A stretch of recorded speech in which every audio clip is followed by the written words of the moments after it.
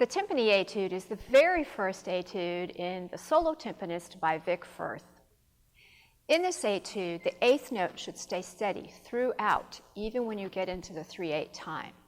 Make sure you set your metronome to the 8th note so that you don't waver in that change.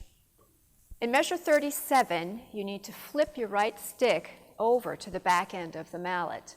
Make sure that your stick is rounded on the end and not square so you don't damage the head while you're playing that section. Other changes in the piece: make sure you switch your mallet back, first of all, to the felt end in measure 49, and also add a retard to the diminuendo to the fine from measure 77 to the end. So there's a retard and a diminuendo from 77 all the way to the end. I'm using a Vic Firth Tim Gennis model mallet. It's the Gen 8 Molto Articulate.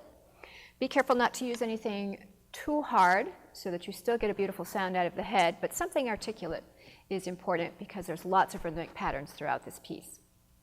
The tempo marked is from 108 up to 120. I'm playing it at the low end, around the 108, 110 line, and I think you can play it cleanly at this tempo and with really good sounds. If you get too fast, I want you to really be careful that you're not playing bombastically and that you're still lifting out of the head and getting beautiful sounds out of the drums.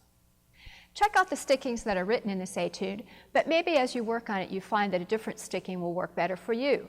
For example, I have changed the stickings in measure 11 and 74 to start with my left hand and cross over rather than the right. So in this timpani etude, there are no tuning changes once you start your set. So make sure that you have these pitches memorized, you get them set right from the beginning, and you play them perfectly throughout.